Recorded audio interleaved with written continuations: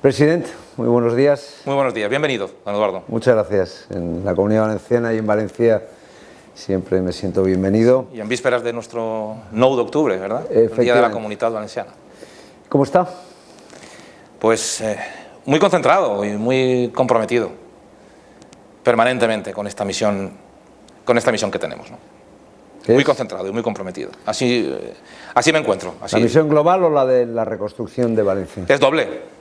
La misión es doble. No hace apenas 2 años que los valencianos nos dieron su confianza para empezar un cambio que se aprobó por una importante mayoría, más de la que algunos esperaban, ¿no? Esa es la que votaron los valencianos y esa es la que por la que mayoritariamente apostaron los valencianos, y esa no solamente no se olvida, sino que sigue. Pero luego llegó otra misión, que es así que no nos la esperábamos. A esas elecciones no nos presentamos. Y esa es una misión de recuperación, no solamente material, sino también emocional, también de hechuras de un pueblo y de capacidad de reacción, de lo que significa la recuperación, la reconstrucción. Esa es la doble misión. Son de una magnitud extraordinaria y por tanto exige la máxima concentración y no perder el foco, Y con esa concentración me encuentro, y con ese compromiso me encuentro, invariablemente. ¿Cuándo ha pasado? Bueno, es un resumen de cómo me encuentro. Cuando ha pasado casi un año de la tragedia, terrible tragedia, ¿Mazón es culpable o es inocente? A Mazón le cambia la vida. Mazón lo que es no el protagonista de esto, sino el servidor público que ostenta la presidencia de la Generalitat Valenciana y que trata de asumir su compromiso en todo momento, con un extraordinario equipo de gente que lo está dando todo. Culpable e inocente no son términos en los que me guste hablar. Responsable, y responsable de todo un pueblo y responsable de toda una reconstrucción y comprometido con ello, ¿no? No sé si de la reducción culpable e inocente, desde luego, es lo que toca ahora, ¿no? ¿Y cómo va la reconstrucción? Bueno, porque sorprende que un año después, algo menos de un año después de su nombramiento, se anuncie que el general Gan Pampol va a dejar el cargo. Es decir, el zar de la reconstrucción no ha durado, o va a durar un año. Era el plan. De hecho, lo que tanto al general como al teniente general como a mí nos hubiera decepcionado es que hubiera durado más tiempo, porque significaría que nuestros planes se estaban ralentizando y la recuperación tiene que ser lo más rápida posible, con todo el respeto a los sentimientos, pero desde el punto de vista material, desde el punto de vista de la ejecución, tiene que ser lo más rápida posible. Yo hablé mucho con Curro Gan durante ese tiempo, y él vino a una misión también, a una misión muy concreta. Es un hombre acostumbrado a misiones que empiezan y acaban, porque cuando acaban significa que se ha cumplido con los objetivos. ¿Se han cumplido los objetivos? Estamos en ello. Desde luego había 3 fundamentales, que era hacer un diagnóstico real, y no inducido ni inventado, un diagnóstico real, hacer un plan, como es el plan Endavant, sentar las bases de todo lo que nos toca hacer a cada uno, no solamente a nosotros, porque si solamente fuera para la Generalitat Valenciana sería imposible, por la envergadura que tiene esto, y poner en marcha todo un plan de prevención, de enseñanzas, de aprendizaje. La riada del 29 ha cambiado la manera de trabajar las emergencias, no en Valencia, sino en toda España, y por tanto tenemos que estar también a la altura de las circunstancias para la mejor prevención posible. Esos 3 hitos se han cumplido y se están desarrollando y ahora se están engrasando para que sean las distintas administraciones las que engrasemos esa manera de trabajar. Desde luego, desde el punto de vista interno de la Generalitat, ya haciendo el plan, la Generalitat estaba reaccionando. Nosotros nos hemos enfrentado y nos seguimos enfrentando a la mayor movilización de recursos de la historia, me va a perdonar, no solo de la Generalitat Valenciana, sino, en mi opinión, de cualquier gobierno autonómico en la historia democrática de España. Yo creo que de esto no hay ninguna duda y creo que se puede acreditar con datos. Y por tanto, cuando un gobierno autonómico que tiene 14 o 15 veces menos presupuesto que un gobierno central asume una responsabilidad en primera persona, por compromiso, por tratar de liderar, por tratar de avanzar, se hace con máximo rigor. Una persona experta como en organizaciones y en recuperaciones, como es Curro Gan, teníamos muy claro que él no pasaba de ser un militar jubilado a ser un político al uso. Esto le sorprenderá a muchos, ¿no? Pero yo tenía tenía cuál era el perfil que buscaba, que era alguien ajeno a la batalla política, ajeno a la contienda política. Nuestro comisionado de la DANA no tenía el perfil que el gobierno de España decidió, un comisario de tipo político, no. De hecho, algunos compañeros suyos me han trasladado algo que yo he hecho mío, es verdad. Normalmente en un gobierno es el vicepresidente el que sale en defensa del presidente, ¿no? O el que quizá es el que le toca, digamos, la parte más polémica, ¿no? Suele ocurrir en los estándares históricos. El vicepresidente es el azote de la oposición, de los medios, de los críticos, y aquí, el presidente se luce. Y aquí, fíjese, aquí ha sido al revés. He entrado yo más en el cuerpo a cuerpo, lo menos que he podido, por responsabilidad también. Y la gran pregunta es, ¿Valencia está reconstruida? Queda. ¿Cuánto queda? Claro que queda. Pues queda más del 60% del plan. Con respecto a la Generalitat Valenciana, nosotros estamos ya en el 40% del plan. No hay una sola carretera de la Generalitat Valenciana que ya no esté completamente arreglada. No hay un solo puente que no esté completamente arreglado. No hay un solo centro de salud que no esté abordado. 123 depuradoras han sido restablecidas y era extraordinariamente necesario. Lo mismo con los centros educativos.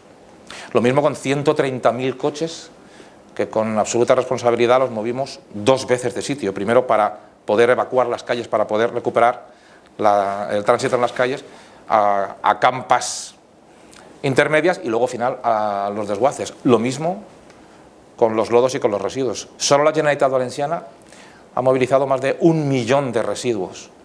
Con una problemática además, que uno de los grandes riesgos y uno de los grandes temores que tuvimos post-DANA fue riesgos de pandemias. Claro. Y de epidemias, que afortunadamente conseguimos evitar. Entre otras cosas por una rápida resolución y un rápido retiro. Cuando te pasa una hora puede parecer un siglo, pero cuando con cierta perspectiva, y por eso me gusta decirlo ahora, ves que en muy poco espacio de tiempo se consiguió retirar 1 millón de toneladas de lodos y enseres. Es difícil explicarlo, ¿qué es 1 millón? ¿No? ¿Cómo nos cabe en nuestra cabeza 1 millón de toneladas de lodos y enseres? Bueno, pues para que se haga una idea, toda la ciudad de Valencia, con casi 1 millón de habitantes, 1.000 millones de kilos, ¿no? genera al año 16.000 toneladas. 16.000. Nosotros en unas semanas movilizamos y retiramos 1 millón, evitando riesgos y evacuando sin parar. Además era una operación de reciclaje permanente, porque cuando retirabas residuos, retirabas enseres, volvía a estar la calle limpia y había muchas casas que tenían que seguir sacando cosas y se volvía a pasar. Y fue mañana, tarde y noche. Todo esto lo ha hecho la Generalitat Valenciana. Al margen de que en la primera semana ya aprobamos las primeras medidas fiscales. No doy crédito a que el Gobierno de España todavía no haya aprobado ni una sola medida fiscal para afectados. No lo puedo entender. No puedo entender cómo haya todavía... ¿Por qué cree que ocurre esto? Pues no, habrá llegado a preguntárselo al Gobierno de España. ¿Pero es por malicia? Yo he dicho que, a mí, desde luego, es por inmoralidad. A mí me parece una inmoralidad que haya afectados que tengan que pagar el IBI durante este año 2025 y que el Gobierno no haya ayudado a eso. Pues ¿usted cree que, el señor Sánchez lo hace deliberadamente para castigar a los valencianos por haber confiado? Yo no sé quién juicia las intenciones. Me parece suficientemente grave el hecho en sí como para calificar la intención, porque creo que se califica sola. Es que creo que es inmoral, premeditado o no. A mí no me puede caber en la cabeza que se aprueben créditos ICO para afectados que tengan que devolverlos con intereses. Esos intereses hay que perdonarlos. Nosotros los créditos de la Generalitat los hemos perdonado. A mí no me cabe en la cabeza que los autónomos tengan que seguir pagando la cuota de autónomos. O que haya 5.000 autónomos en estos momentos en la zona DANA que no están recibiendo la ayuda por haber cesado de actividad y no están habiéndosela prometido el Gobierno hace un año. Esto para mí es una inmoralidad. Mientras todo eso ocurría, nosotros poníamos en marcha unas ayudas que creo que todo el mundo al menos puede ver que han sido muy efectivas y muy rápidas. Ayudas de primera necesidad, las primeras, lo primero que necesita una familia, a lo mejor comprarse ropa, a lo mejor restablecer algo de su vida, se llaman ayudas de primera necesidad, también para material sanitario. Pues nosotros hemos pagado 2 veces ya, hemos hecho 2 remesas de ayudas de primera necesidad, una de 6.000 euros y otra de 3.000, 9.000. Pero hablando del Gobierno de España, de esa inmoralidad, lo cierto es que usted cayó en la trampa de Pedro Sánchez, que es un tramposo y es un mentiroso. Yo creo que eso no lo duda ni hasta el propio Pedro Sánchez, yo creo que ni hasta Begoña. Yo creo que lo de caer en la trampa de Pedro Sánchez, si me permite, ¿Usted yo creo que confió en él por lo menos unas horas? Que le han votado. Fíjese, con el gobierno de España hay demasiada gente que está cayendo en la trampa. Demasiada. No me excluyo. Pero usted las primeras horas... Ahora le contestaré, porque además tengo muchas ganas de hacerlo. Me parece, por retomar lo que le decía en la anterior pregunta, las ayudas de primera necesidad nosotros hemos pagado 2 veces ya. Le quiero dar un dato. El gobierno de España hoy no ha pagado un año después ni apenas el 7% de las ayudas de primera necesidad. Las de primera necesidad. No hablo de las de reabrir un comercio, que eso lo hacemos nosotros. No hablo de los autónomos, que lo estamos haciendo nosotros. No hablo de los coches, que lo estamos haciendo nosotros y por duplicado. No, que esas tampoco. Las de primera necesidad, hay más de 36.000 familias en la zona dana que aún un año después no han recibido del gobierno ni siquiera la ayuda de primera necesidad, que es la que se tiene que dar en las primeras semanas, que es la más urgente. Hay que eliminar burocracia, hay que ponerse a trabajar, hay que querer hacer las cosas. A estas 36.000 familias también les podríamos preguntar si han caído en la trampa de esperar una ayuda de primera necesidad de Pedro Sánchez. Ya la vamos. Pero usted, vamos usted quiera. No admite cierta candidez en las primeras horas cuando, en fin, confío en la palabra del presidente del gobierno y, en fin, confiar en la palabra de Pedro Sánchez es un ejercicio un poco iluso, ¿no? Mire. Es vivir en la inopia, perdóneme. Le voy a contar un dato que en aquel momento, por prudencia y por sentido común, no dábamos. Desde el Departamento de Emergencia se establecía que era mejor no darlo. El primer dato de desaparecidos que se tiene, de llamadas vivas buscando gente, es de 17.000. 17.000. Por eso, durante aquellos días, cada vez que interveníamos ante los medios de comunicación, pedíamos por favor a la ciudadanía que si por fin localizaban al familiar o a la persona que estaban buscando, por favor lo comunicaran para poder hacer la criba adecuada y no estar buscando a alguien inútilmente y gastar recursos en esa cuestión. Pero nos enfrentábamos a una posibilidad de hasta 17.000 desaparecidos. En ese momento, ¿cuál es la responsabilidad de un diplomática, institucional o política de un presidente de la Generalitat? ¿Poner puentes al gobierno de España? ¿O tratar de facilitar al máximo, por todas las vías posibles, que la colaboración sea extraordinaria y sin un pero?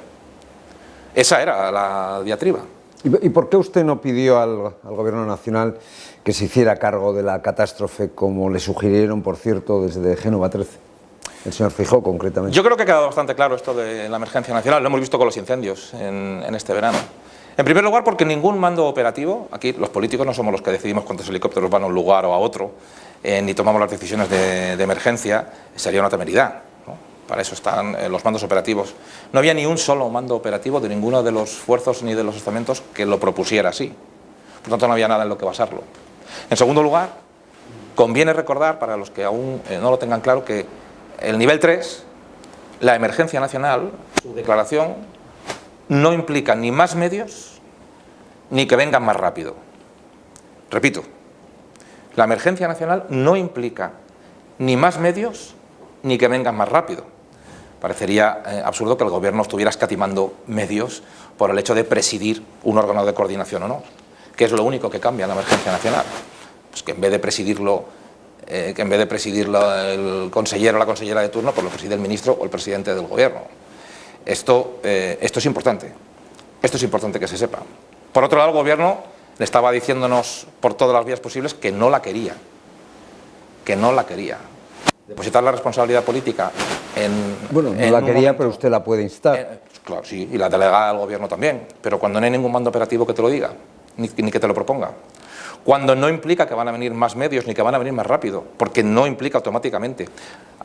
Yo comprendo que haya gente que piense que lo de la emergencia nacional, por el nombre que tiene, implica que de repente van a aparecer 10 helicópteros más o 20 camiones oruga que nos ayuden a desbrozar el acceso. No es así, ni siquiera llegan antes. Y también hay una razón, digamos, de tipo militar, si me permite, ¿no?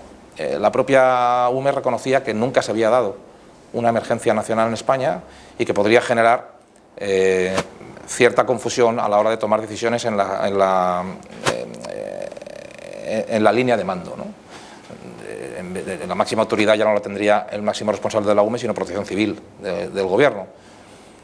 Con todo eso y tratando de abordar estos 17.000 desaparecidos, si no íbamos a tener más medios, si el gobierno no la quería, si no había ningún mando operativo. Bueno, el gobierno no la quiere, pero en fin, es obligación también ayudar a Valencia, ¿no? Digo yo. Con esos datos objetivos y sabiendo que la emergencia nacional no implica más ayuda ni implica más rápida, no lo implica, al revés, nos pareció que solicitarlo era un canto al sol. ¿Ha habido mala fe por parte del gobierno con la Generalitat Valenciana para castigar a los ciudadanos valencianos, insisto, por haber confiado en una opción de centro-derecha para gobernar la Comunidad Valenciana? ¿La ha habido con los incendios en Castilla y León? ¿La ha habido con los incendios en, no, estoy preguntando, en Galicia? Y yo le estoy respondiendo con ejemplos concretos, ¿no? ¿Cuál es la percepción ¿Usted qué percepción tiene? Que se tiene? Yo la percepción es que de repente nos encontrábamos que estaban habiendo pillajes y que sin necesidad de solicitarlo, porque una vez movilizado el ejército no hace falta solicitarlo, de repente nos encontramos con situaciones extravagantes como, oye, por favor, es que no vais a traer más medios, oye, es que necesitáis que yo firme un formulario pidiendo más militares. Me encontré casi firmando formularios los primeros días, ¿no? Un presidente de la Generalitat que no es gestor de la emergencia, solo porque constara que estaba y empezaba a ser evidente que hacían falta más medios. Pero la misma reflexión se la hago con respecto también a las ayudas. La misma reflexión se la hago con respecto a los impuestos.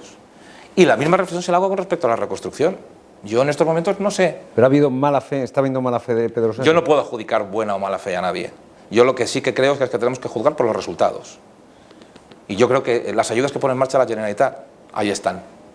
Que la reconstrucción que ha puesto en marcha la Generalitat en todas sus infraestructuras, ahí están. Que a mí me llama mucho la atención, no solamente me parece inmoral las ayudas que no sean a fondo perdido o que se cobre impuestos a los afectados o intereses en los créditos. A mí lo que también me llama poderosísimamente la atención, por no decir una palabra más fuerte, es que todas y cada una de las infraestructuras que tenemos en la Comunidad Valenciana nos las vayamos a pagar nosotros. ¿Sabe usted que el Gobierno de España aún a día de hoy ha destinado un solo euro a fondo perdido para un colegio valenciano? ¿Ni para una carretera valenciana? ¿Ni para un centro de salud valenciano? ¿Ni para un puente valenciano? ¿Ni para una depuradora valenciana? ¿Ni para un centro social? ¿Ni para un centro de personas mayores que han sido dañados? No, no. Aquí nos han dicho, si queréis el dinero, os endeudáis. Os hago el enorme favor de que a la comunidad peor financiada, por culpa del gobierno, peor tratada, por culpa del gobierno, con peor liquidez, por culpa del gobierno, te hago el enorme favor de dejar que te endeudes más.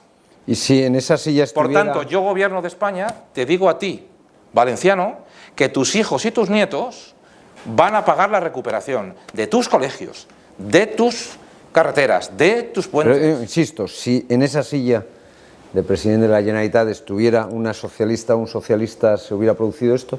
Bueno, tenemos un ejemplo muy claro. Le voy a responder y lo va a entender rápidamente.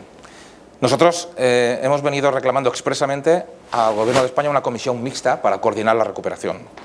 Que no vayamos simplemente lanzando los mensajes de según qué tono a través de los medios. Vamos a hacer una comisión mixta, donde veamos qué podemos hacer con viviendas, qué podemos hacer con polígonos industriales, cómo nos coordinamos, cómo evitamos duplicidades, que no haya dos planes de recuperación.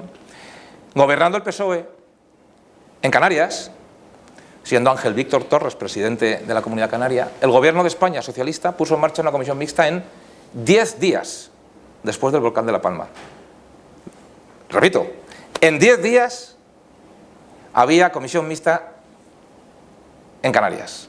Aquí han pasado 11 meses y no tenemos ni una respuesta para poner en marcha una comisión mala mixta. Lo que hay, desde luego lo que hay es un distingo entre comunidad del PSOE y comunidad del Partido Popular. Es un hecho, es obvio. Creo que no es necesario que adjudique yo intenciones, porque cualquiera que nos esté escuchando lo puede decir. Lo que le estoy diciendo es rigurosamente cierto. Por cierto, ¿quién va a suceder al general Gán Pampol? Bueno, eso llegará al momento. ¿Pero va a ser un civil, un militar? Llegará al momento. Bueno, permítame que seamos escrupulosos con el autogobierno, con el gobierno, con el Consell. ¿Va a ser un civil? Lo que va a ser es quien corresponda para la mejor llevanza. Estamos en un momento en el que la vicepresidencia de la reconstrucción es una consejería de nuevo cuño. con expertos profesionales y con trabajadores públicos de todas las consellerías, así tiene que seguir trabajando, que ya están trabajando, unos han vuelto a las consellerías para aplicar lo diseñado y otros se quedan en la consellería para seguir gestionando y por seguir vigilando y seguir fiscalizando ese plan. Por tanto, afortunadamente hay mucho donde elegir. Afortunadamente hay mucho donde elegir. Vayamos al Día de Autos.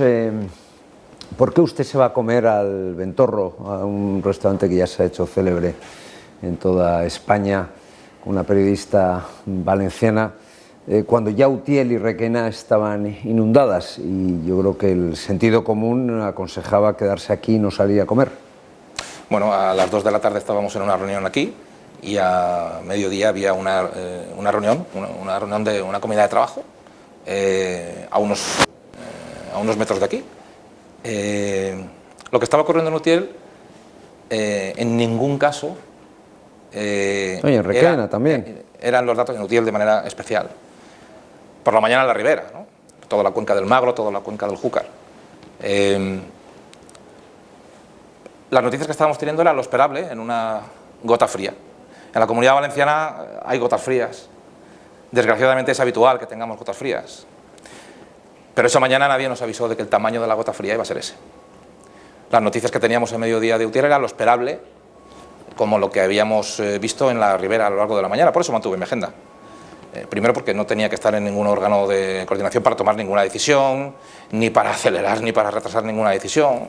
Estábamos puntualmente informados. Esa mañana tuvimos pleno del Gobierno con la consellera de Emergencias, donde ya teníamos las primeras noticias y pudimos coordinar la prevención y la preparación de las distintas consellerías por cualquier eventualidad que pudiera ocurrir. Pero no reconoce en un contexto, es que yo creo que el contexto es importante, ¿no? En un contexto en el que Aymen nos había dicho que iba a llover 180 y en Turís acabó lloviendo 800. Y en un contexto en el que por fin, después de muchos meses, se empiezan a certificar las cosas que hemos dicho durante mucho tiempo. Se nos decía que el temporal y que las lluvias a partir de las 6 se iban a acabar. Por tanto, lo que estaba ocurriendo con un pueblo inundado es lo esperable en una gota fría habitual y normal. ¿Usted se confió? Con los datos en los que... como un error el exceso de confianza aquel día. Bueno, con los datos que teníamos, desgraciadamente, nos confiamos todos los valencianos. En Paiporta no llovía. Pero usted es el presidente, no... Y manejábamos los datos que nos ofrecían las agencias estatales. Yo comprendo que ver el día 29 con los ojos posteriores es complicado. Pero si analizamos el 29 con la información, con la previsión que había el 29, acostumbrados a gotas frías, pues que hubieran pueblos inundados como Carlet por la mañana y que se vieran coches paralizados, que se vieran a personas sacando agua de sus plantas bajas. Desgraciadamente estamos acostumbrados en la Comunidad Valenciana. En los últimos 10 años ha habido 30 alertas rojas, ha habido 30 gotas frías, casi todas en la Ribera. Desgraciadamente en la Vega Baja también, en Orihuela hace 4 años. Y desgraciadamente estamos acostumbrados a esa manera de afrontarlo. Pero nadie nos avisó. ¿Pero 4 horas de comida no son demasiadas? Pues oiga, no son 4 horas de comida, lo que son es una reunión de trabajo en la que a partir de las 5:30 yo ya estaba haciendo llamadas para saber cómo iba el CECOPI. Y por tanto es otra de las grandes cuestiones que se han querido hacer. Últimamente he escuchado que ahora van buscando 20 minutos en blanco de Mazón. Antes eran 5 horas, luego fueron 4, luego 3, luego 2, ahora van buscando 20 horas en blanco de Mazón. Yo, en primer lugar, con respecto a lo de la comida, yo le tengo que decir que me parece profundamente repugnante el machismo que se ha establecido. ¿Estará de acuerdo conmigo que si hubiera quedado yo a comer con usted? No sé si estará de acuerdo conmigo, si yo hubiera quedado a comer con usted, quizá esto no habría ocurrido. En otro tono puede ser, pero quizá fue un poco excesivamente larga la comida. Estará de acuerdo conmigo, yo lo que estaba era atento al teléfono. Si el CECOPI empezaba a las 5 y a partir de las 5:30 yo empiezo a hacer llamadas yo personalmente para interesarme por la situación. Insisto, sobre una previsión que también nos decía que a las 6 se acababa todo y que se desplazaba hacia el norte. Íbamos haciendo llamadas, estando atentos a lo que puede ocurrir. La comida de trabajo ya no tenía ningún sentido, pero se interrumpió la despedida, porque se iban haciendo llamadas. Cuando acabó la primera, digamos, el primer grupo de llamadas, pues nos despedimos, yo me vine al Palau de la Generalitat, seguí haciendo las llamadas. ¿Y de qué trató la comida con la señora Vilaplana? Del futuro de Apun. En ese momento estábamos decidiendo, los distintos partidos políticos, nuestros representantes en el Consejo de Administración de la nueva cadena pública valenciana. Y durante esos días se sucedieron sucesivas reuniones con posibles participantes, gente experta, profesionales acreditados, que pudieran venir a lo que hoy es el Consejo de Administración de Apun. Y sobre eso funcionó, sobre cómo se veía la tele. La tele pública es una tele que durante estos últimos años algunos le llamaban Teleoltra, algunos le llamaban Telebotanic, y a nosotros siempre nos pareció muy importante que se produciera la gran revolución en la televisión pública valenciana. Ese era el contexto de aquellos días, que es que se vea, porque es la televisión pública valenciana con peor índice de audiencia de toda España. Esta es una de las herencias del Botanic. Y buscábamos perfiles profesionales. Yo me impliqué personalmente, casi tanto como con... ¿Pero tuvo reuniones previas con otros candidatos? Sí, claro. Le tengo que hacer una pregunta un poco indiscreta, pero que se la hacen todos los valencianos y todos los españoles. ¿Mantenía usted algún tipo de relación extraprofesional con la señora Vilaplana? No, en ningún momento. Mire, le insisto, este tipo de cuestiones han sido convenientemente azuzadas. No sé si llamarle morbo, no sé si llamarle repugnancia, no sé si llamarle machismo, o no sé si llamarle las tres cosas. Las tres cosas. Y esto es lo que le tengo que decir. Ni más ni menos. La izquierda le acusa de haber estado ilocalizable esas horas, las horas del Ventorro, que no sé si fueron más cerca de 4 que de 3, pero no menos de 3. ¿Cómo se puede culpar de una cosa y la contraria? Mire, durante todo este tiempo hemos tenido que soportar una mentira detrás de otra. No hace ni un mes, nada menos que el presidente del gobierno afirmó en el Congreso de los Diputados que yo había pagado el móvil. Todo el Partido Socialista, delegada del gobierno, ministros, todos permanentemente han hablado de ilocalizable, fuera de cobertura, incomunicado. Yo he hecho públicas todas las llamadas que hice sin necesidad. Recientemente ha habido, por cierto, una sentencia del Tribunal Superior de Justicia enmendándole la plana Compromís sobre la improcedencia de entrar en semejante cuestión. Claro, se ha citado aquí el morbo. A través del machismo se ha agitado todo esto, ¿no? Pues no, yo he hecho públicas todas mis llamadas. Estuve permanentemente y perfectamente comunicado en todo momento. En ningún momento he estado sin cobertura. En ningún momento apagué el móvil. Es falso, es mentira, es un bulo. Y lo hemos acreditado públicamente, lo hemos dicho públicamente, una y otra vez. Es que el Partido Socialista y miembros del Gobierno de España, jugando con el dolor de mucha gente que quiere saber lo que pasó y que quiere saber por qué pasó, de una manera irresponsable y para mí también repugnante, antes hablábamos del machismo repugnante y yo ahora le hablo de una actitud para mí repugnante, han llegado a tratar de criminalizar, perdóname, a mi persona, en primer lugar, por estar incomunicado y a la vez por estar dando órdenes a través del teléfono. Oiga, ¿en qué quedamos? La delegada del gobierno, y se lo digo así, con la intención de criminalizar, llegó a asegurar que había estado en el CECOPI, yo, antes de mandarse el mensaje masivo, interfiriendo, retrasando, despachando con los técnicos y con los operativos sobre ese mensaje, con la intención de criminalizar. Todo eso lo estuve diciendo durante mucho tiempo, hasta que hubo que salir a acreditar que eso era falso. Ha habido medios de comunicación nacionales de extraordinaria importancia y repercusión que han llegado a decir que esto era así, sin ni siquiera llamarnos para consultarnos ni para confirmarlos, con la intención de criminalizar. Y se lo digo así también. ¿Cómo es posible que se llegue a semejante nivel? ¿Cómo es posible que se pueda sostener una cosa y la contraria? ¿Estaba incomunicado o estaba dando órdenes por teléfono? Bueno, pues seremos culpables siempre, ¿no? Mazón de profesión culpable. Esta es la estrategia del PSOE.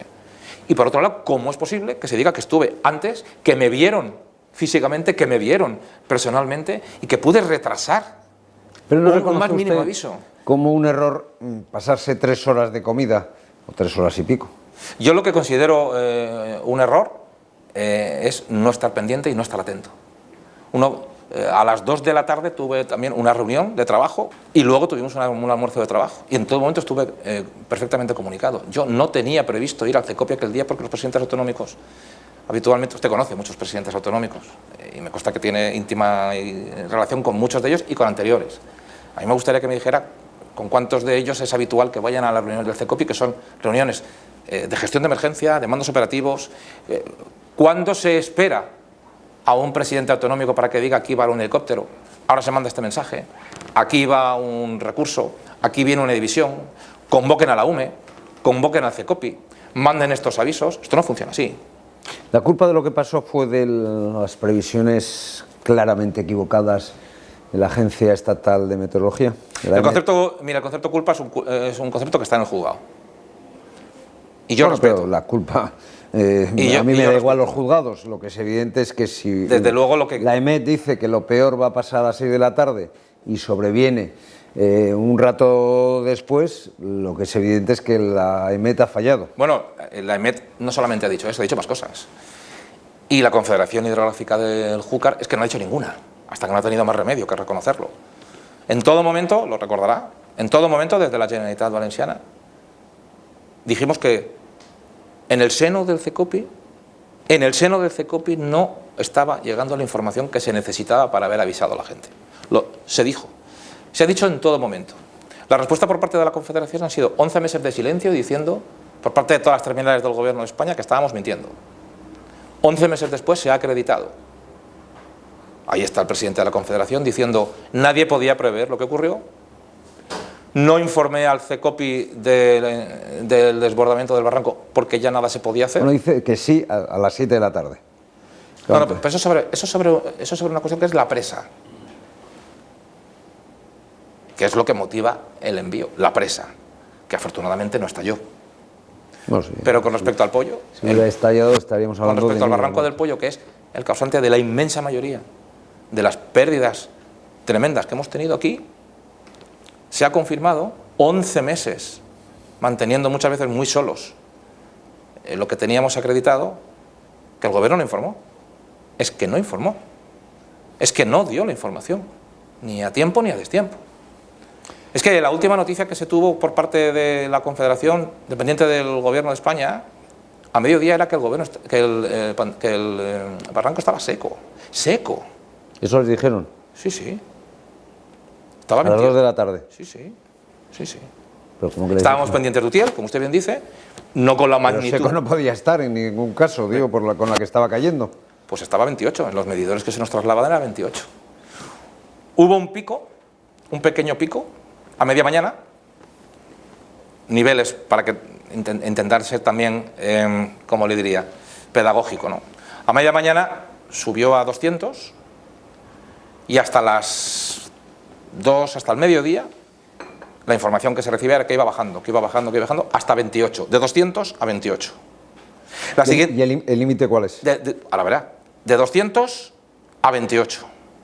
La siguiente información, casi 3 horas después, es 1700, de 28 a 1700. El protocolo de la Confederación dice claramente que a partir de 150 hay que comunicarlo, hay que avisar. Pues de 28 a 1700 no hay ningún aviso. El mal ya estaba hecho. Cuando llega un primer correo técnico... Pero eso se llama negligencia criminal. Eso se llama ausencia de información como poco. Tanto la Confederación como EMET, durante larguísimos meses, donde todos los ataques de todo tipo recaían sobre la Generalitat, no dieran la más mínima respuesta sobre lo que yo llamo la verdad. La EMET ha llegado a negar que dijera que a las 6 se acababa todo, que se iba hacia la serranía de Cuenca. Lo ha negado. Y al final ha quedado acreditado que era así. Pero ¿sabe qué pasa? Que ha ocurrido 11 meses después. El Gobierno de España ha dicho que informó perfectamente, que informó adecuadamente, que informó en tiempo y forma. Y al final está quedando acreditado que el Gobierno de España no informó. El presidente de la Confederación Hidrográfica del Júcar estaba presente en esa reunión. Y a esa hora, ya era tarde, no sé de qué se iba a alertar de algo que ya podía estar ocurriendo. Pero es que, en cualquier caso, esto es una reflexión que hacemos a posteriori. En aquel momento esa información no estaba. Es que no la trasladó. El presidente de la Confederación lo que ha dicho es que nadie podía prever esto. Ha reconocido que no avisaron del pollo. Ha llegado a decir que ¿para qué? El Gobierno de España durante todos estos meses ha dicho que sí que se avisaba, que sí que se estaba cumpliendo con la obligación, que se estaba avisando puntualmente de todo, refiriéndose también al Barranco del Pollo. Y desde la Generalitat pues se ha dicho que no era así. Bueno, estamos hablando, si me permite, del asunto nuclear. Sí, pero al inicio de la polémica lo que decía la Confederación es que ellos avisaban, pero a través de correo electrónico, que es una cosa un poco surrealista, en fin, porque el correo electrónico pues uno lo puede ver una vez al día, dos veces al día, sí, en una situación de bueno, un correo Lo electrónico. normal es que le llame a usted por teléfono, ¿no? Bueno, yo nunca recibí la llamada del señor Polo ni de la delegada del Gobierno en todo el día. Una cosa es tener un sistema de correos electrónicos que se mandan a un técnico para avisar de lluvias, es decir, de lo que puede estar registrándose de lo que cae, y otra cosa es avisar de lo que puede ocurrir con un barranco, porque la gran diferencia de cualquier otra gota fría, de las muchas que hemos tenido en la Comunidad Valenciana, con esta, es que se desbordó un barranco. Es que no fue acumulación de lluvias. Desgraciadamente en Utiel fue acumulación de lluvias. En Carlet y en la Ribera hubo acumulación de lluvias. Pero la salvajada mortífera del barranco es la gran diferencia con todo. La gran diferencia con todo. De eso no se avisó. Pero no lo digo yo. ¿Jamás les avisaron? No. Ni de que se podía desbordar, desde luego, ni de que se había desbordado. No consta documentación alguna, no consta aviso alguno, nadie del CECOPI lo recuerda, pero le voy a decir más. Bueno, el señor Polo estaba, el presidente de la Confederación Hidrográfica del Júcar, estaba en el CECOPI. Estaba allí. ¿Y no dijo nada? Y no dijo nada. Pero no lo digo yo, lo ha reconocido él mismo. Es que, por tanto, no soy yo el que tiene que decir nada sobre la Confederación. Desgraciadamente, en la Generalitat Valenciana hemos estado diciendo lo que teníamos del Pero eso es una responsabilidad criminal. Yo no lo sé. Negligencia criminal. Yo no soy quien tiene que adjudicar tipos penales a las conductas. No me corresponde a mí, afortunadamente. Lo que yo sí que le puedo decir es que durante aquellos días en los que se generaba el relato de la Generalitat culpable y la Generalitat asesina, o incluso mi persona, había mañana, tarde y noche todas las televisiones hablando de eso. Y se estaba fabricando, un relato. Hoy, 11 meses después, cuando se ha acreditado que la Generalitat lo que decía era así, que jamás tuvo información para prevenir a la población sobre el Barranco del Pollo, jamás, ni en tiempo ni en forma, hoy eso es una declaración de un señor y ocupa algún titular que otro en algún medio digital. Toda la presión y toda la conjura mediática y política que hubo durante aquellos días, lógico por lo que se estaba viviendo, hoy esto no acompaña. Pero yo tengo que decirle que se ha acreditado y que lo ha reconocido el propio presidente de la Confederación Hidrográfica del Júcar. Estamos hablando del asunto nuclear. Pero en el CECOPI nunca dijo nada de lo que estaba pasando con el Barranco del Pollo. Él mismo ha reconocido que teniendo la información, por no considerarla relevante, no la trasladó al CECOPI, porque pensaba, creo que lo dijo hasta incluso literal, que a lo mejor se habrían enterado por otras vías. ¿Este señor por qué no está imputado? Me está usted diciendo... ¿Pero por qué no está imputado este señor? No sé, no me corresponde a mí semejante cuestión y yo sobre el proceso no pertenezco a una ideología ni a un tipo de gobierno ni de dirigente político que habla de los procesos ni de los jueces. Pero es extraño que no esté imputado, no resulta extraño. Yo prefiero no hacer valoraciones. Usted es licenciado en Derecho, sabe de Derecho. Sí, pero yo prefiero no hacer valoraciones sobre el juicio porque quiero ser escrupuloso con esto. Yo sí, en cualquier caso. Beneficio perjudique.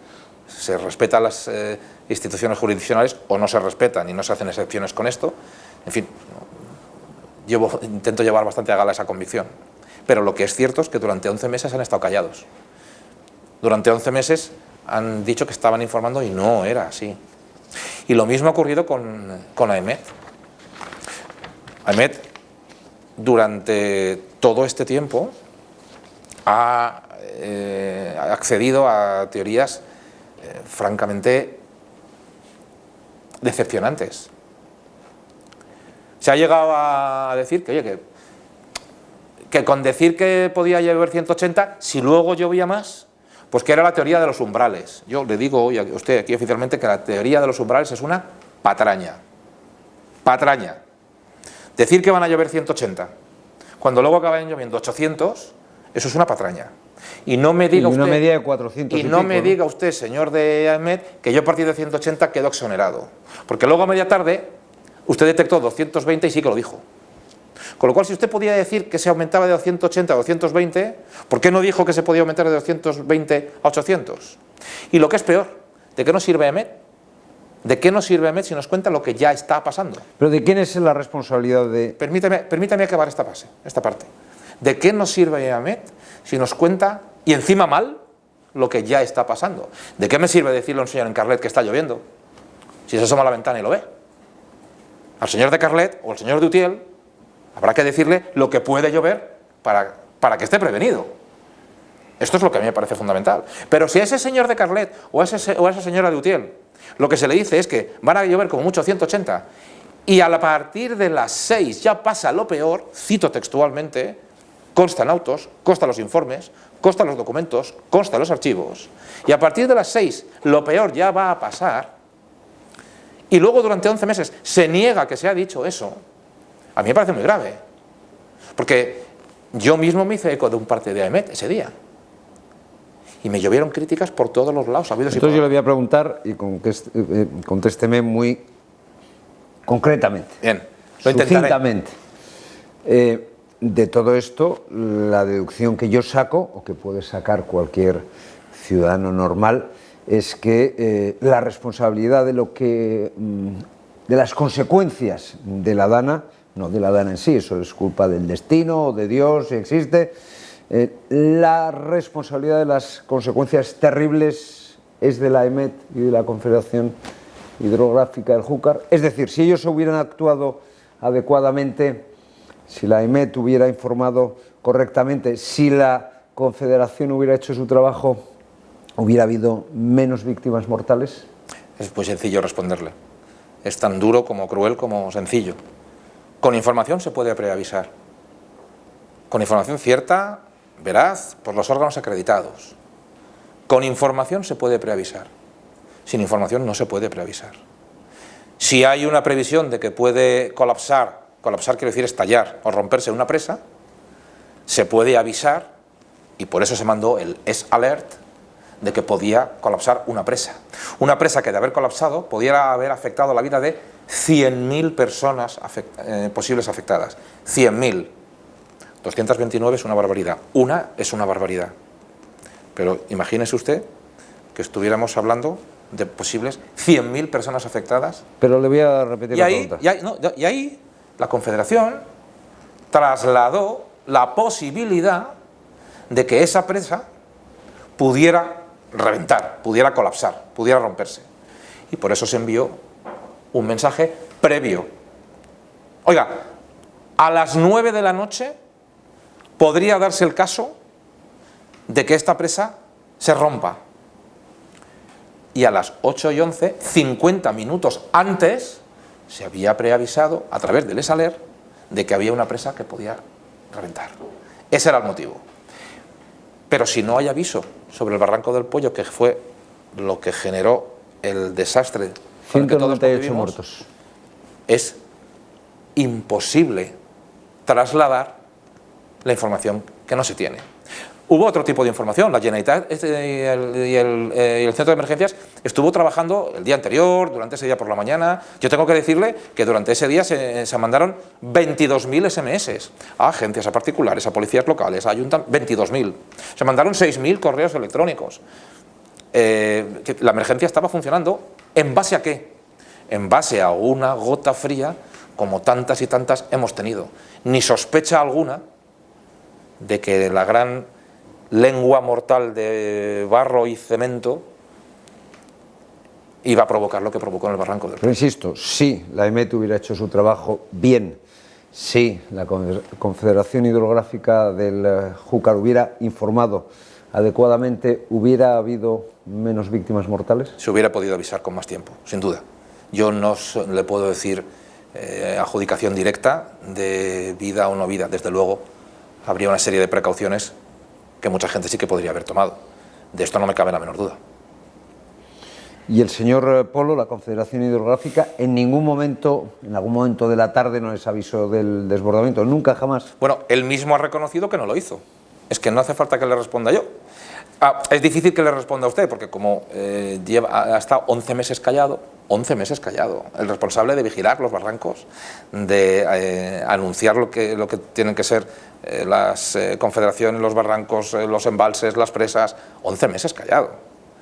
Y en las puertas del Palau de la Generalitat me buscan los medios de comunicación y yo les respondo. Y fui el primero en comparecer en las Cortes Valencianas y he convocado comisiones de investigación yo, pero este señor, pues no ha ocurrido, ¿no?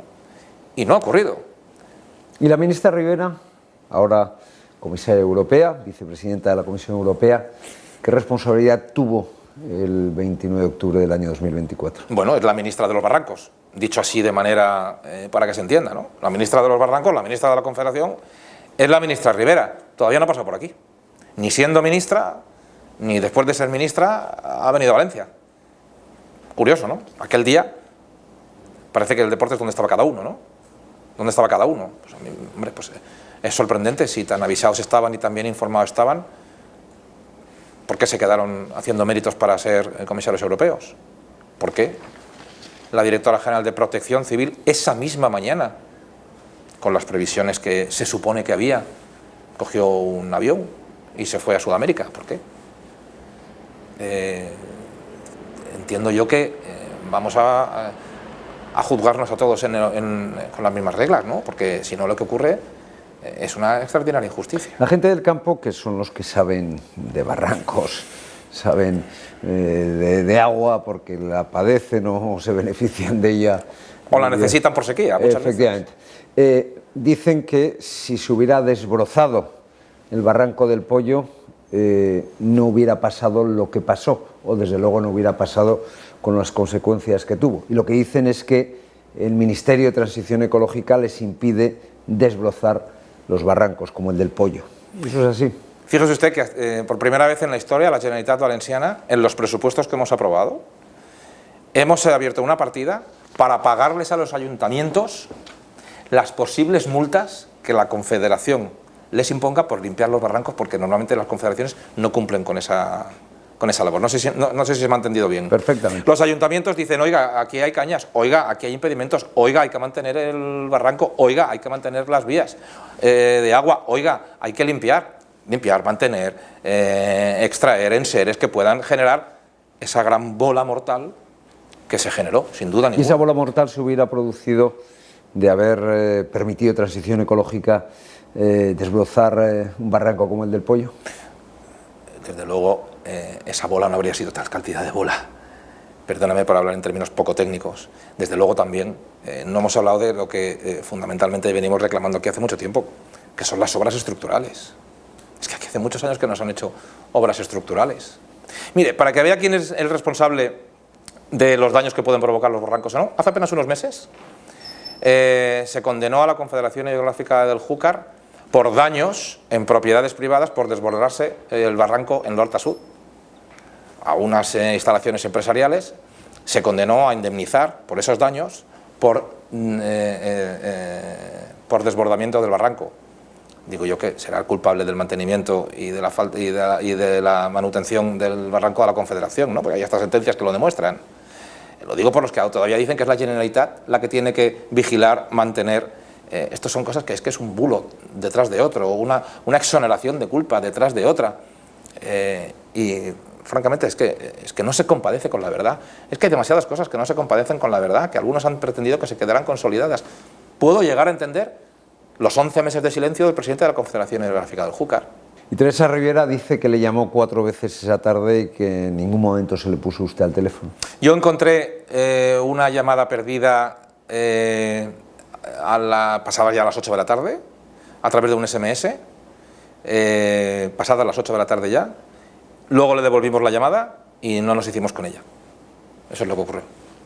¿No hubo 4 llamadas? Pero antes, que el primer intento de la ministra pudiera ser pasadas las 8, ya cerca de las 8:30, llama la atención, ¿no? La responsable de los barrancos, el primer intento de llamada al presidente de la Generalitat sea, creo recordar, alrededor de las 8 de la tarde, llama la atención. Quien sí que me llamó, pasadas las 9 de la noche, fue la vicepresidenta Montero para decirme que estaban atentos a la situación, y yo le dije, pues no sabemos lo que nos vamos a encontrar porque cada rato que estamos aquí las cosas van empeorando.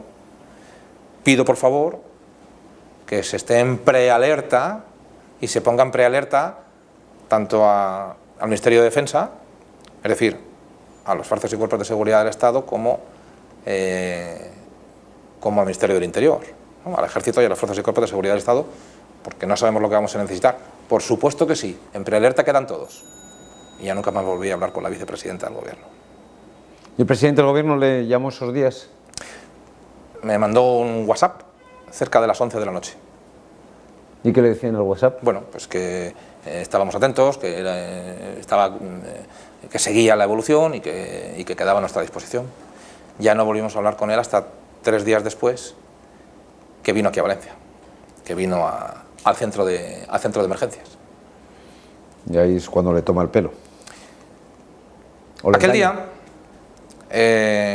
no salíamos de nuestro asombro, porque la noche anterior desde el gabinete del presidente del Gobierno nos habían trasladado su malestar, porque Alberto Núñez Feijóo venía también esa mañana, a la mañana siguiente. Nosotros no dábamos crédito que con lo que estábamos empezando a entender que era la dimensión de lo que estaba ocurriendo, ese fuera el problema. No dábamos crédito. ¿Qué más da? Que viniera el presidente. O sea que había celos en lugar de preocupación, bueno, por lo que estaba pasando sobre el terreno y por las medidas. Ya serias molestias con que el presidente del Partido Popular pues viniera a interesarse por su situación. Nuestra respuesta fue, si viene el presidente, el jefe de la oposición, a mostrar su cercanía, pues se le recibe y se le agradece, como cualquiera que venga a aportar un grano de arena, ¿no? En este momento, por supuesto que sí. Y siendo el presidente del Gobierno con competencia en la materia, faltaría más. Ese era el clima de tensión política. Esto es la primera vez que lo cuento.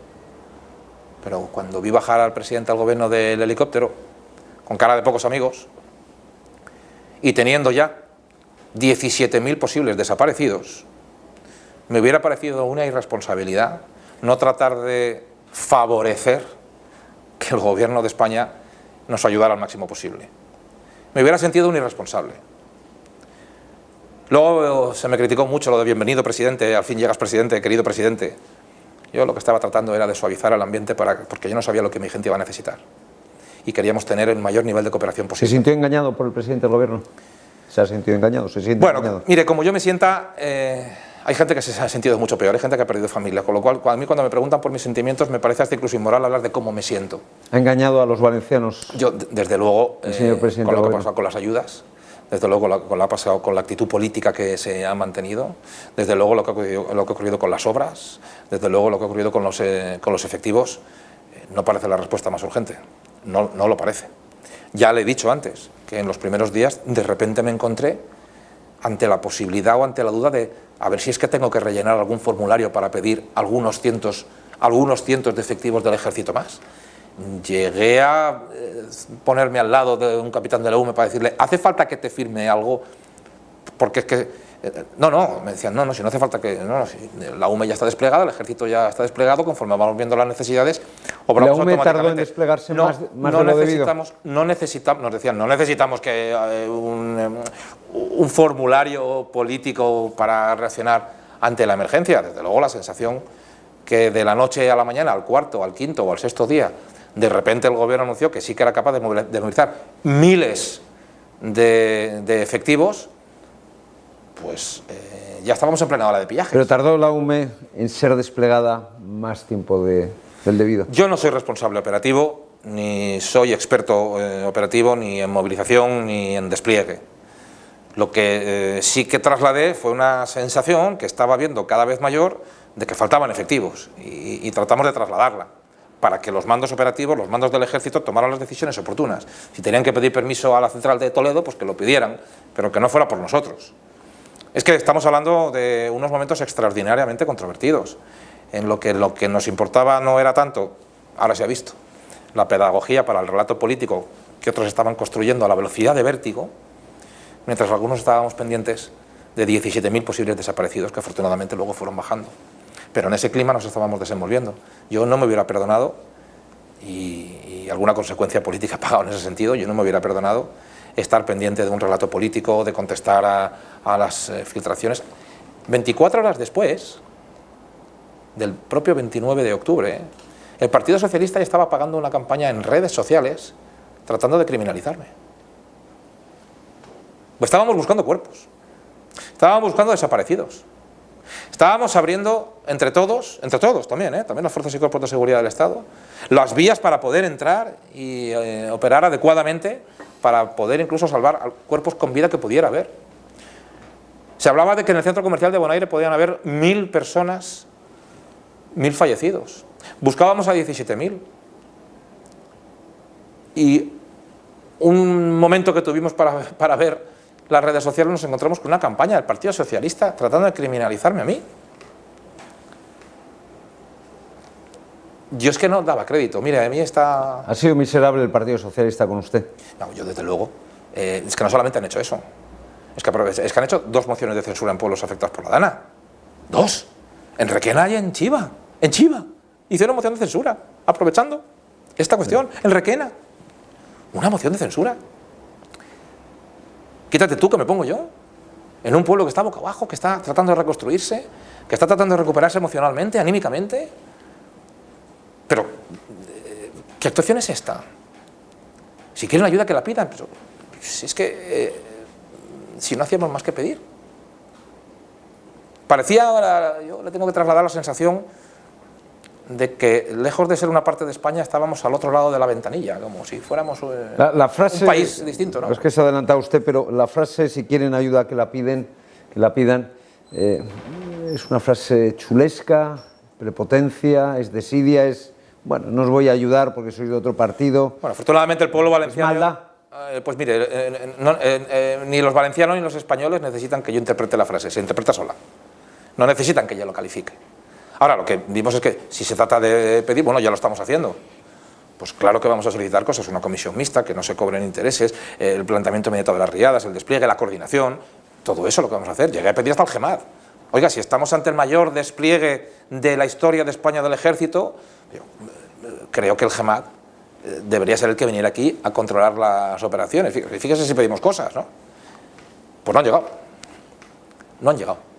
¿Qué sintió, presidente, cuando vio que el Gobierno de España, el Ministerio de Defensa concretamente, enviaba un buque de guerra a escoltar a los miembros de la flotilla, mientras a usted le escatimaron en la peor tragedia de la Comunidad Valenciana, de Valencia, los efectivos después de ese 29 de octubre del año pasado tan terrible? Se esmeró la izquierda política hace unos meses, se esmeró la izquierda política hace unos meses cuando el gobierno aprobó unas ayudas a Gaza, es decir, directamente a Hamás. Cuando yo en las Cortes Valencianas dije textualmente: me alegro mucho por el pueblo de Gaza. Dije, me alegro mucho por el pueblo de Gaza. Pero los valencianitos seguimos esperando la ayuda del gobierno. Me pareció adecuado utilizarlo como un toque de atención porque aquí estábamos y seguimos pasando la ausencia de las ayudas del gobierno. No sé si se recuerda la que se montó en España cuando yo dije aquello. Después de decirme que me alegraba de aquello, pues ahora le podría decir 3/4 partes de lo mismo, ¿no? No me corresponde a mí hablar de posicionamientos internacionales, no. Desde luego lo que no voy a entrar, y me niego a entrar en el juego de que si dices genocida y si dices genocidio eres guay, y si no dices genocidio eres un facha. Ya, yo en estas cuestiones es que no pienso entrar. Me parece tan absurdo como torticero, como miserable utilizar la desgracia para hacer política. Desgraciadamente, algún ejemplo tenemos aquí también. Esto de utilizar desgracias para hacer política lo tenemos demasiado cerca, así que no nos es ajeno. Así que, pues, acuérdese de la frase que dije hace unos meses y póngale un clon. Usted echó el 29 de octubre del año pasado y los días siguientes en falta esa agilidad que ha tenido ahora el Gobierno de España con la flotilla. Y todos los valencianos, y todos los afectados, y aún hoy. Le vuelvo a repetir que hay casi 40.000 familias que un año después aún no han recibido las ayudas de primera necesidad del Gobierno de España. y ven otras cosas, ¿no? No sé, yo creo que afortunadamente hay algunos ejemplos tan elementales, tan palmarios, tan claros, que no necesitas ni que yo los califique. Y esta es la realidad. Y en Gaza, unos compañeros suyos de partido, el señor Rueda, el señor Azcón, el señor Moreno, dicen que en Gaza hay un genocidio. El señor Feijóo, yo creo que más acertadamente habla de masacre. ¿Usted qué cree que se está produciendo en Gaza? ¿Genocidio, masacre o...? Es un horror, es una masacre. Es una masacre. Nuria Ruiz Tobarra. ¿Sabe usted quién es? La jueza de Catarroja. ¿La conoce? No. ¿Y tiene algún tipo de filia o de fobia? Parece más lo segundo que lo primero. ¿Hacia usted? No voy a hacer ningún comentario sobre el proceso, don Eduardo. Afortunadamente no está usted sentado delante de Pedro Sánchez, ni de Bolaños, ni de nadie del Partido Socialista. Es una convicción profunda, seria, y perdóneme, creo que está mínimamente exigible en democracia. Yo no voy a hacer ninguna consideración sobre la jueza, sobre los autos, sobre este juicio o sobre cualquier otro. ¿Y ella cree que acabará pidiendo una exposición razonada al Tribunal Superior de Justicia de la Comunidad Valenciana? No me corresponde a mí valorarlo, Eduardo. Ya, de verdad que comprendo que insista. Le voy a hacer una última pregunta sobre la juez. Pues la respuesta será la misma. ¿Qué le parece? ¿Cómo es posible que tenga de ayudante en la instrucción a su propio marido, como han denunciado algunas víctimas? Que eso es, en fin, eso es para plantear la nulidad de todo el procedimiento. Es una barbaridad en términos procesales, si no un delito. No voy a hacer ningún comentario sobre el proceso. De verdad que creo que es mi responsabilidad, es mi obligación, pero también es mi convicción no entrar en nada que tenga que ver con el proceso. Vayamos por la parte personal. ¿Cómo lo ha pasado usted en estos meses? Se he procurado no hablar mucho de la parte personal. No sé si por pudor, o por vergüenza torera, o porque uno sale llorado o muy llorado de casa, ¿no? Mi responsabilidad no está en mirar hacia adentro, sino en asumir. Es la primera pregunta que me ha hecho hoy, ¿no? ¿Cómo me sentía? Pues comprometido con la misión con la doble misión que tenemos, y esa parte pues ya se sustanciará. ¿Ha estado tentado de tirar la toalla? No. ¿Nunca? No, nunca. A veces ha sido más fácil y casi siempre ha sido muy difícil. Casi siempre ha sido muy difícil. Ya ha visto usted todo lo que se ha organizado, ¿no? A veces no teníamos tiempo ni para desmentir un bulo detrás de otro, detrás de otro. Estas cosas afectan. Pero me había comprometido y me había prometido no hablar de mí, porque creo que no soy ni el foco, ni soy lo importante. Lo importante es lo que seamos capaces de hacer. Y eso desgraciadamente lleva más tiempo. ¿Ha sufrido su mujer, sus dos hijos, su madre? Permítame que la parte personal la deje fuera de esto. Es mi manera de ver la vida, es mi manera de entenderla, y no creo que haya que lamentarse públicamente cuando uno asume una responsabilidad. Nos ha tocado este enorme compromiso, y en cualquier caso sí que permítame decirle que sin la gente que te quiere es difícil seguir. ¿Y nunca pensó en renunciar? No. ¿Se lo pidieron desde Génova 13? No, tampoco. No. Al revés. Yo además tengo que decirle que desde Génova hemos tenido un gran apoyo para la misión que tenemos, que es la de la reconstrucción. Un gran apoyo. ¿El presidente Feijóo le ha apoyado? Absolutamente. El presidente Feijóo ha presentado un plan Valencia que... El presidente Feijóo se ha comportado como lo que a mí me hubiera gustado que se hubiera comportado un presidente del gobierno. Estando en la oposición, fue el primero en venir, fue el primero en preocuparse, descolgó el teléfono, habló con todas las comunidades autónomas del Partido Popular para tratar de facilitar ayuda, para ver si podía colaborar. Todos mis compañeros presidentes y presidentes autonómicos... Bueno, hace poco le hemos puesto el nombre de la Comunidad de Madrid a un puente que hemos restablecido en homenaje a los cientos de conductores que la presidenta Ayuso nos envió para las lanzaderas mientras el metro no funcionaba. Por cierto, el metro perfectamente restablecido, exclusivamente por parte de la Generalitat Valenciana. Y así muchos presidentes autonómicos. Ahora hablo de la parte del Partido Popular, del resto también, ahí no quiero hacer distingos. Pero como pregunta por Alberto Núñez Feijóo, enseguida se puso en marcha con un plan Valencia, ese que no presentó el gobierno. Enseguida ha pedido la eliminación de impuestos, la eliminación de cargas, la eliminación de intereses desde el Congreso de los Diputados. Esa parte ha sido muy importante para nosotros. Y yo también tengo que decirle que he hablado mucho con él porque es un hombre con una experiencia de gobierno, además autonómico, importante. Y siempre ha estado para darnos su apoyo para la misión que tenemos, que es la de la reconstrucción. Y en eso el Partido Popular, yo tengo que decirle que estoy ¿Qué otros dirigentes del Partido Popular han estado apoyándole ahí y dándole ideas y apoyo material? Sería injusto citar a unos y no citar a otros, ¿no? Pero mire, me viene a la cabeza, por ejemplo, Esther Muñoz, ¿no? Que es una experta además en CECOPIS que ha tenido en Castilla y León responsabilidades de emergencias y que ha sido también y que era también perfectamente conocedora de lo que estaba ocurriendo, ¿no? Miguel Tellado, el secretario general. Pero fíjese, vas hablando con los compañeros. El otro día, con un compañero del partido, me decían, es que tiene razón, es que la Confederación no os informó, ¿por qué os culpan a vosotros? Y yo le decía, 11 meses después, todavía hay que explicar esto. Pero eso también pone en evidencia... Tendremos que hacer esa pedagogía, ¿no? Hombre, claro. Lógicamente, la potencia de fuego de comunicación que de los primeros semanas y meses con un gobierno a todo trapo, frente ahora a una aseveración que nos da la razón tras 11 meses en algo nuclear fundamental, pues yo sé que es complicado, sé que es difícil.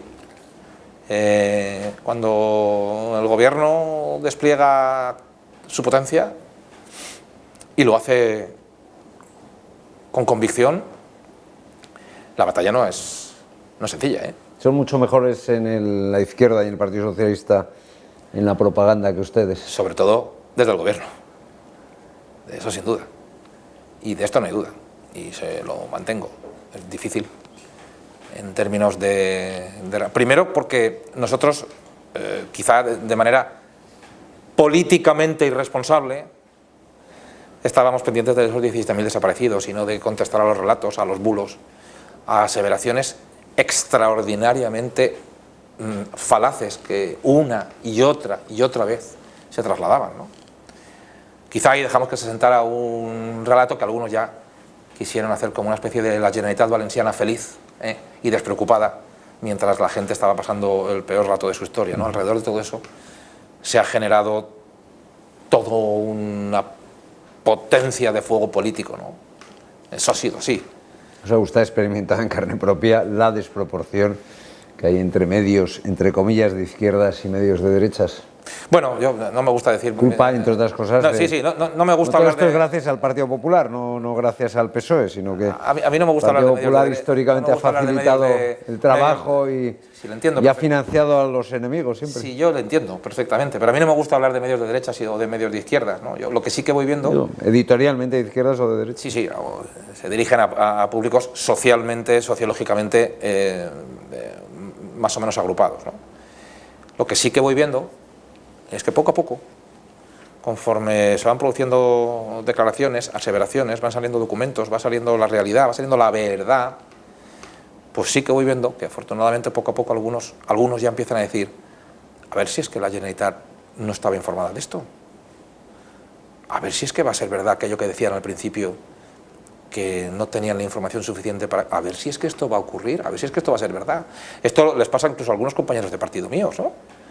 Y yo muy gustoso pues se lo traslado. Yo durante este tiempo he hablado con muchísima gente, he hablado con víctimas, con muchas, con asociaciones de víctimas, las que quieren. He hablado con entidades, he hablado con empresas, he hablado con compañeros de partido, he hablado con compañeros de gobierno, de otras administraciones, he hablado con entidades, con sociedades musicales, he hablado con mucha gente involucrada en la reconstrucción y en lo que está pasando.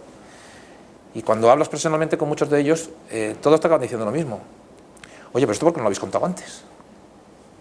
¿Por qué no habéis contado esto antes? ¿O por qué no lo habéis contado bien? ¿O por qué no lo habéis trasladado bien?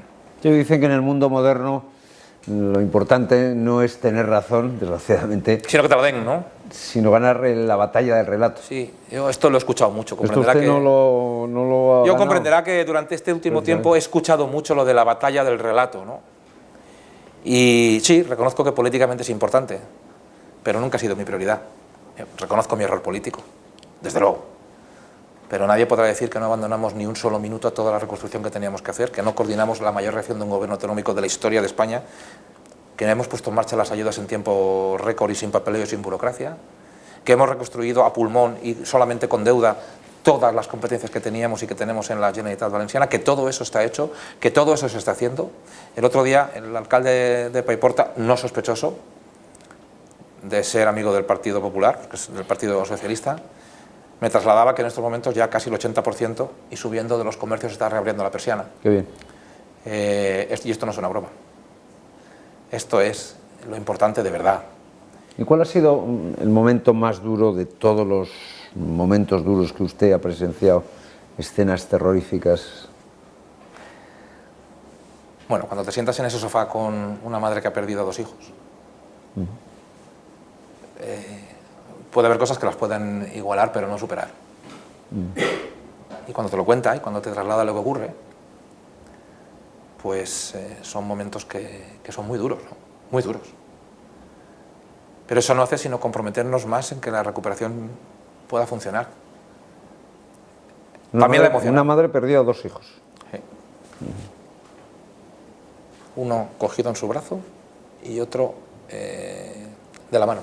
¿De qué edades? Tenía 3 hijos y perdió a 2. ¿De qué edades? Muy pequeñitos. Muy pequeñitos.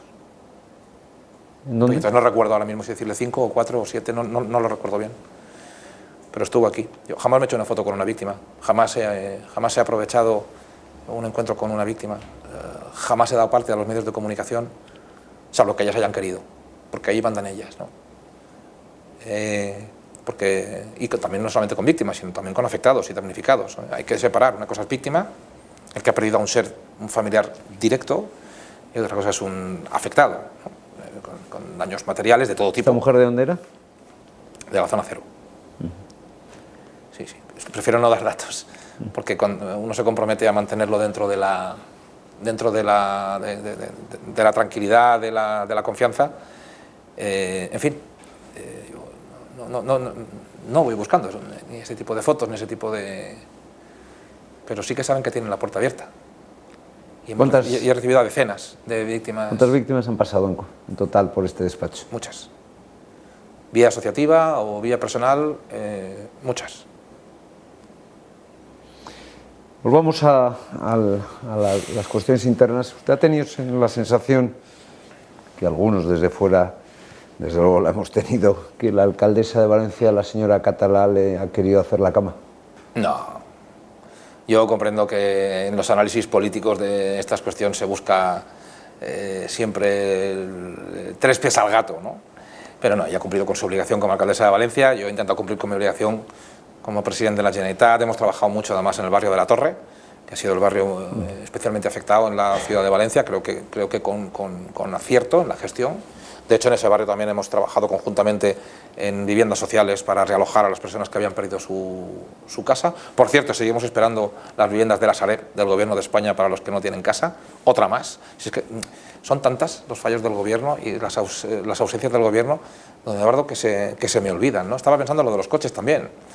Va a decir, es usted disperso, ¿sabe cómo han organizado los días de los coches? Yo estaba hablando de María José Catalá. Sí, sí, pero es que claro, es que yo si pienso en María José Catalá, pienso en el trabajo que hago con María José Catalá. Bueno, entonces pienso en el barrio de La Torre, de Valencia. Si pienso en María José Catalá, me pregunto por qué tardó varios meses en coincidir en un acto público con usted.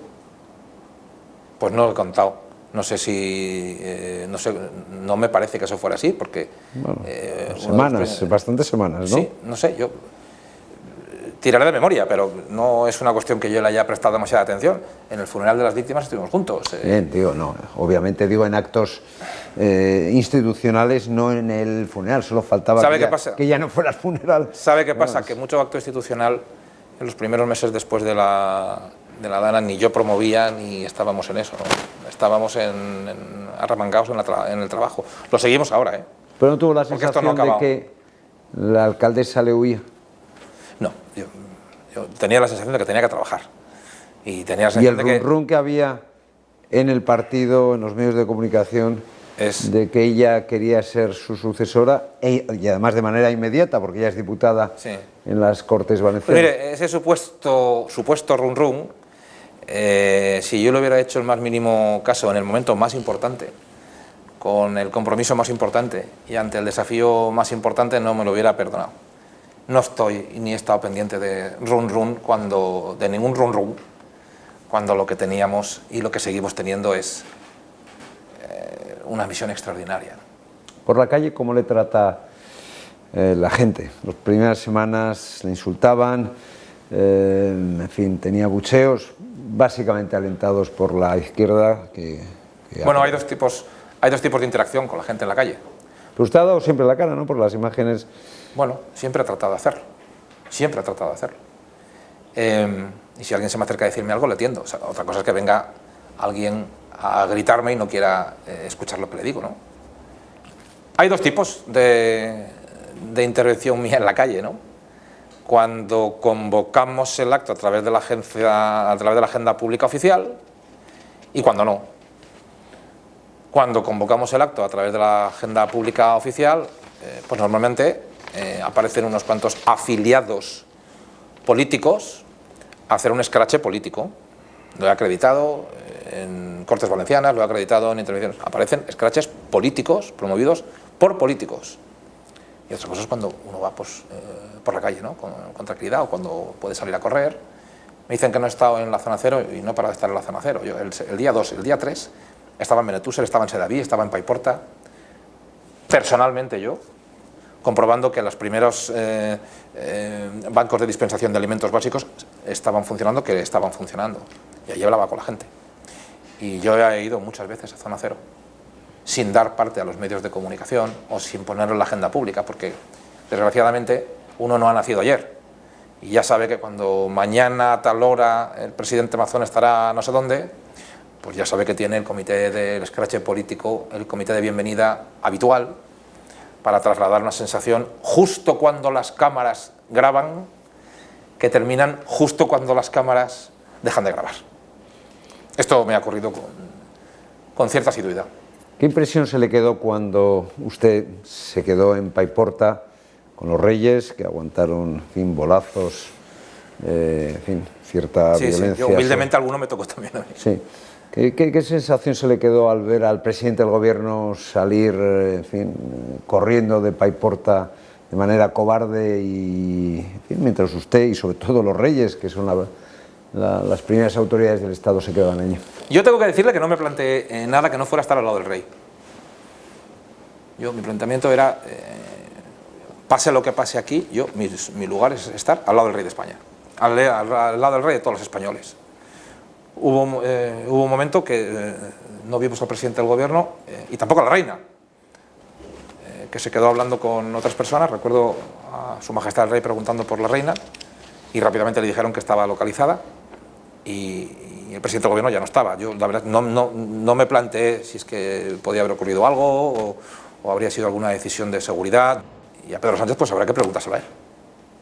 ¿Usted qué pensó cuando vio que salía corriendo? No, yo es que no lo vi salir o irse o no. Bueno, cuando le contaron. Yo de repente me giré y vi que no estaba, pero nada más. Lo que pensé en todo momento, que yo había cumplido con mi obligación, que era estar al lado del rey de España. Eso es lo que pensé y eso es lo que sigo pensando, que esa era mi obligación en aquel momento. ¿Y qué le parece, ya yendo a la política estrictamente valenciana, que la secretaria general del Partido Socialista en la región, una persona nombrada directamente, Diana Morant, nombrada directamente por una persona que está ahora en la cárcel, por Santos Cerdán? Bueno, esta es la ministra valenciana que tenemos, ¿no? La misma que dice que es una bobada reclamar el agua que merece mi tierra, o el valenciano, como nuestra lengua estatutaria, ¿no? Y que, bueno, que con decir catalán, pues que todo se estima, ¿no? Ella es la secretaria general de un partido que se llama del País Valencià, ¿no? Y no existe el País Valencià, existe la Comunitat Valenciana. Nosotros no somos parte de un grupo de países capitaneados por nadie, ¿eh? Esta es la misma ministra que va alentando manifestaciones contra mi persona, ¿no? Y que va diciendo que en la próxima manifestación del 9 de octubre la provocación soy yo. La provocación soy yo. Esto lo dice la secretaria general del Partido Socialista, ¿no? La que no ha traído nada, ni financiación, ni ayudas a fondo perdido, ni eliminación de intereses, ni nada. es ella, ¿no? ¿Quién va a ser la candidata del Partido Socialista? Digo, porque hay una guerra soterrada Bueno, no, en principio, entre la delegada del Gobierno, la señora Bernabé, y la señora Morante. en principio digo yo que será la secretaria general del Partido Socialista. En principio digo yo que será la señora Diana Morán. ¿Pero hay guerra entre ellas? Eso dicen. A mí no me ocupa. Y luego le tengo que hacer la última pregunta que se le hacen todos los habitantes de esta gran tierra y todos los españoles. ¿Va a ser candidato a la reelección Carlos Mazón en el año 2027? Eso no es importante. Créame. Eso no es importante. Lo que es importante es que cumplamos con nuestro compromiso. Que cumplamos con el mandato que tenemos. Y Dios dirá. Si cumple con su compromiso, Dios dirá. ¿se presentará? Dios dirá. Pero Dios está un poco lejos y... Bueno, el destino, las circunstancias. Creo que estamos en el momento de no despistarnos con ruido político. Yo me he mantenido en todo momento fuera del debate personal. Nada ayuda el ruido personal sobre el presidente de la Generalitat o su futuro. Yo creo que mi convicción es que lo que le interesa a la gente del presidente de la Generalitat es que se está cumpliendo con su obligación, que no son pocas. Está cumpliendo con el envite que tiene, que no es menor. Y ya el futuro, yo estaría encantado con que todo saliera muy bien. Pero ahora hay que asumir un compromiso y evitar ruido. Pero no renuncia a la reelección. Dios dirá. ¿Y en algún momento ha pensado en ceder el testigo a Juanfran Pérez Llorca? No. ¿Cómo se especula? No, no. En todo momento, el objetivo, el foco, el compromiso es de tal envergadura que jugar al Juego de Tronos no me lo habría perdonado. No, aquí se trata de cumplir un compromiso. Aunque implique desgaste, aunque implique campañas de la envergadura que yo no era capaz ni de imaginar, don Eduardo, pero hay un compromiso que se asume o no se asume, pero y si se asume, se cumple. Y en ello estamos.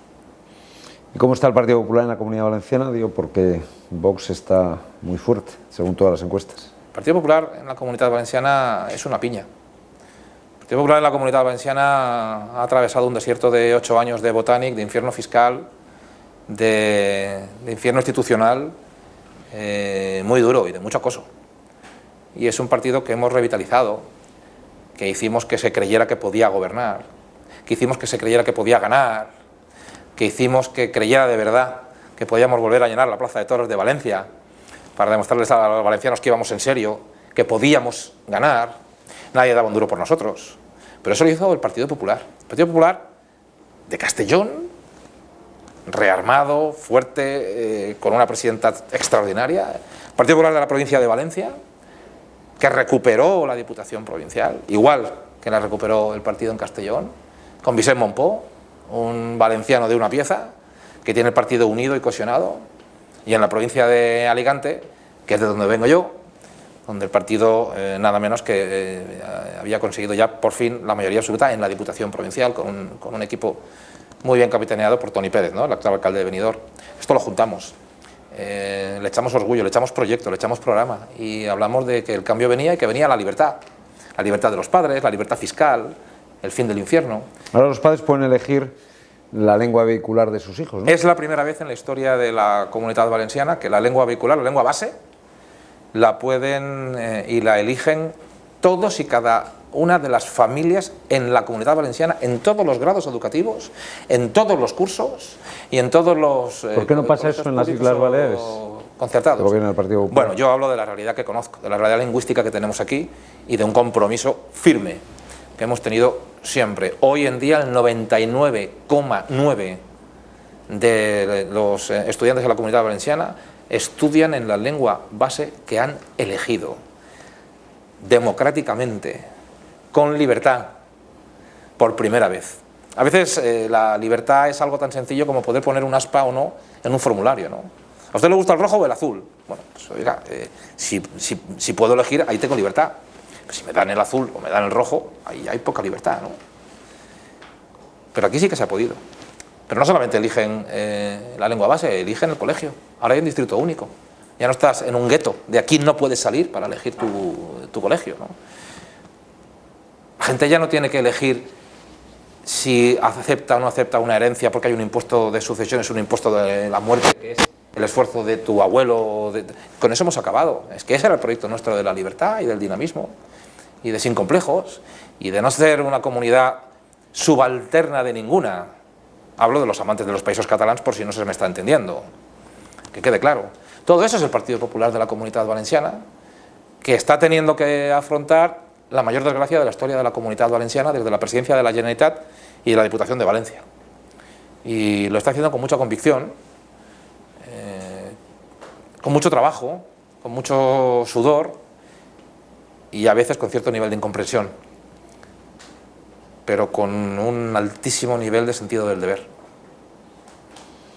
Pues nada, presidente, yo creo que Dios dentro de 2 años dirá que usted se presenta a la reelección y en cualquier caso mucha suerte, porque su suerte será la suerte de todos los valencianos. Muchas gracias. Muchas gracias, don Eduardo.